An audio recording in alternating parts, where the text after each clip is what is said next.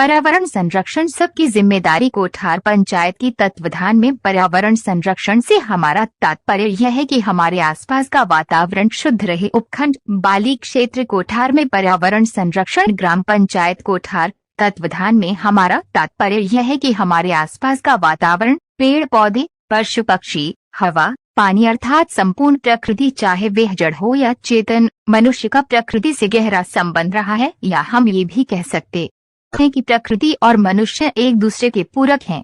पर्यावरण के बिना मनुष्य के जीवन की कल्पना भी नहीं की जा सकती।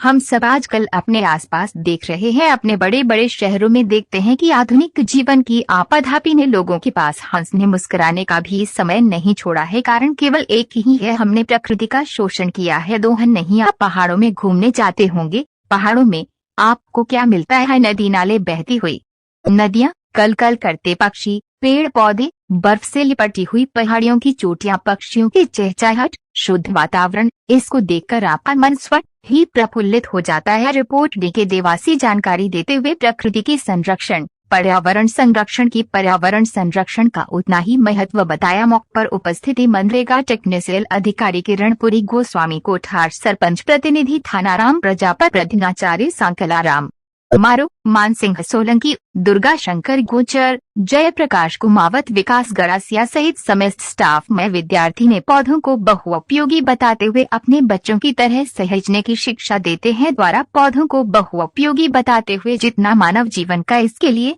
हमें अधिक से अधिक पेड़ लगाने चाहिए और पेड़ों की रक्षा वैसे ही करनी चाहिए जैसे हम अपने बच्चों की करते हैं। ऐसी वस्तुओं का प्रयोग कम से कम करें जो पर्यावरण के लिए हानिकारक हो, जैसे विषैली गैसें पर्यावरण में न छोड़ें। प्लास्टिक का प्रयोग न करें। हमें जनवरी आंदोलन की तरह इसे लेना होगा। हमें अपने अंतःकरण से आवाज आनी चाहिए कि हमें पर्यावरण को बचाना है, उसको संरक्षित करना है ताकि आने वाली पीढ़ी की रक्षा की जाए। अर्थात हम उन्हें विरासत में क्या दे करके जाएंगे। हमारा प्रयास यही होना चाहिए कि हम उन्हें विरासत में एक स्वच्छ वातावरण दें। एक शिक्षक होने के नाते हम अपने विद्यालय में भी जब भी किसी का जन्मदिन आता है उसे पेड़ भेंट करते हैं, सप्रेम भेंट, और कहते हैं कि बेटा जाए इसे संरक्षित कीजिए। इसे अपनी वस्तु समझकर, अपने मानव जीवन का अमूल्य अंग समझकर इसकी रक्षा करना। पेड़ जितने ज्यादा होंगे वातावरण उतना ही स्वच्छ, सुंदर, शांत होगा। आइए पर्यावरण संरक्षण का प्रण लें।